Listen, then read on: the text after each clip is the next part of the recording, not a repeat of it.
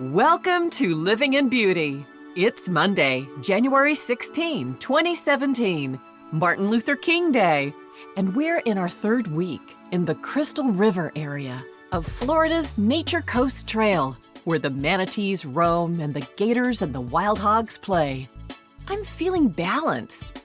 In these parts, a passive and relaxing float with manatees is a prescription for pain relief, anxiety, and stress from the wild hogs. Yes, while cycling around a backwater area, we were pursued by a wild hog. But taking a nice, relaxing swim with a manatee makes everything better. Being close to these gentle beasts who want nothing more than to love and be loved is a soothing and soulful experience. So, we're expecting a busy January 20th here on Crystal River. Is it inauguration time already? Seems like only a couple of weeks ago we were in Kentucky, drinking through the election. It all began, innocently enough. Due to our tire blowout in the Mojave back in August, our master plan to go to Dad's place in Mississippi for a month to tinker with Beauty and the Beast was postponed. Beauty needed extensive metal work, which had to be done by a specialist and completed before wet weather set in. So we spent several days as guests at the exclusive Airstream Resort, TCPC, the Tennessee Cumberland Plateau Campground, a WBCCI, Wally Byam Caravan Club International Campground in Crossville, Tennessee, where we waited for repairs at Creston RV Service, just chilling and enjoying happy hours with some of the hospitable member community who encouraged us to take advantage of the unseasonably mild fall weather and move a bit north to experience the Kentucky Bourbon Trail. Well, the idea gave us pause. What better way to wrap up the final days of the 2016 presidential campaign? After all, Kentucky bourbon is the most politically divisive and unifying beverage in America. Patriotism called. We hitched up Beauty and pointed the beast toward Bardstown, Kentucky. And the road trip alone was a high. Our scenic drive began on the 127 corridor, known for the world's longest yard sale, to Kentucky Route 40. We spotted a quilt barn or two on Route 84 and continued to 52, then the 163 to the 839 on Old Happy Valley Road, the 90, and finally to our destination, the oldest city in Kentucky. We arrived at Bardstown in the afternoon and checked into the White Acres RV Park, a private family-owned and operated campground set in the family's former pasture, now flush with mature shade trees. Situated beside the county reservoir, the large sites offer a cool and tranquil country atmosphere. This campground is usually closed a few weeks after Halloween, but the idyllic fall weather of 2016 prompted the owners to extend their season. Just 2 miles from Bardstown, White Acres RV Park provided an ideal home base to prepare for our impromptu distillery adventure. And as destiny would have it, late fall was the ideal time for our first Kentucky Bourbon Trail Tour. Perfect weather, no bugs, no heat, no waiting in line. Not once were we left standing out in a boiling hot parking lot waiting for a distillery tour to begin, or queuing for a restaurant or tavern. Everywhere we wanted to go, the door was open and instant gratification set before us. Let the intoxication begin. To the best of our memory, here's how our Kentucky Bourbon Trail Tour progressed.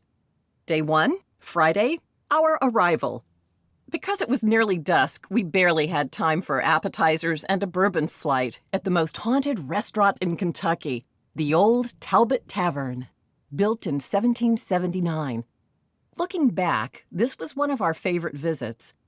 The bartender customized a flight for us from over 100 spirits in their collection. The Old Talbot Tavern is now a Living in Beauty tradition. This will be our first stop on each future visit to Bardstown. Day 2, Saturday. We woke, but flat out exhausted. We'd been too ambitious and had pushed too many miles the day before. But a late lunch at Mammy's Kitchen put it all right. After Mammy's, we walked across the road to visit the Bardstown Visitors Center just before closing time. The friendly staff gave us free maps and answered all of our questions. This stop was worthwhile. It yielded valuable information about how to plan our tour. Weather reports predicted cool weather was on the way within days, and we wanted to see as much as possible before we had to skedaddle. We spent quite a bit of time at the visitor center. Still road-weary, we decided to walk about a block away to a local brewery, 3rd Street Tap House, a fun and popular local pub. Day 3, Sunday. Woke fully rested and started early with a breakfast at Mammy's Kitchen.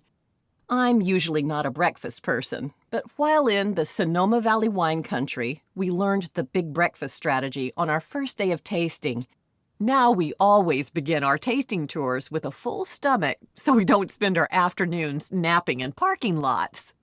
USA Today and Rand McNally named Bardstown the most beautiful small town in America. So after our big meal, we took a proper stroll, meandering through the historic and beautifully preserved commercial district, which blends seamlessly into the winsome neighborhood surrounding the town, where the residents raked leaves and changed light bulbs around their modestly sized vintage homes. As we moseyed, researching on our phones how many of these sweet cottages were vacation rentals or for sale, we found ourselves in front of the Oscar Getz Museum of Whiskey History. Shall we? This collection boosted our knowledge well beyond our expectations. Here, the good, the bad, and the ugly about whiskey is housed within the nooks and crannies of this beautiful monastery turned schoolhouse and now museum. It's like going through Jim Beam's attic. In fact, according to the docent, Joe Beam personally assisted in curating this collection and often gave tours. Within these hallowed halls, our eyes were open to the legacy of whiskey country.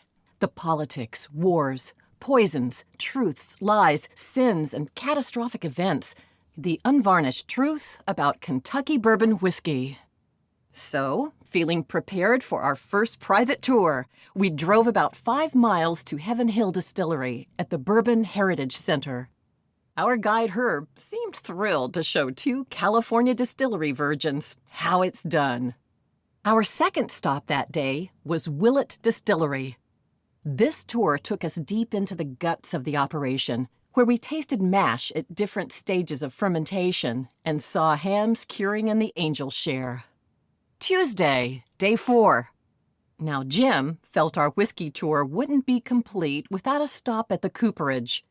He was right. The Kentucky Cooperage Tour was more than worth the drive. It blew my mind. I can't imagine this product will ever be fully automated. Barrel production is a brutal and dazzling sweaty man display of power over wood, steel, fire, and water. It requires a staggering skill set that could never be taught in school. Coopers don't make barrels for money. It's a calling, pure art form. We'll go see this tour again and again, and not just because it was free. Still can't believe it was free. Go, just go. The photos below don't do this tour justice. Once we were inside the facility, the guide didn't allow cameras or cell phones in our hands. Next was Maker's Mark. Since this is Jim's favorite anytime bourbon, he made a video of the tour, which you can see in the text version below. And our last tour was Limestone Branch Distillery, a small but distinguished distillery with a big story. Home to Yellowstone Bourbon, this top-notch boutique distillery has an eye-opening tour that will enlarge your bourbon history and experience with a wink and a smile. Our tour guide, Steve, a masterful storyteller, didn't hold back, though there were only the 2 of us for the first 30 minutes of the tour. Steve hosted our best tasting, too. We couldn't make a decision. We wanted them all. We took a very special bottle of Yellowstone with us, which we had intended for another time, but came in handy on election night. Right place, right time. This living and beauty stuff worked its magic on us again. We'd have stayed longer in Bardstown, but a chill set in, and our camp host informed us that they were set to close for winter. So, next morning, we took our leave of Kentucky. As we drove out of Bardstown, we looked back through our rearview mirrors and smiled. We'll be back. As travelers and patriots, we will accept the warm, welcoming nature of this rustic and beautiful American township that knows what struggle is all about. to toast their heritage of holding fast to their way of life when the entire country stood against them. We will return another day to pay our respects to authenticity, to craftsmanship, to art and music, and yes, to America's native spirit, bourbon whiskey. Cheers! Thanks so much for joining us here at Living in Beauty. Special thanks this week goes to Dr. Martin Luther King, who said, "Darkness cannot drive out darkness. Only light can do that. Hate cannot drive out hate. Only love can do that. The ultimate measure of a man is not where he stands in moments of comfort and convenience, but where he stands at times of challenge and controversy. Faith is taking the first step, even when you don't see the whole staircase." Okay, that's it. Have a great week.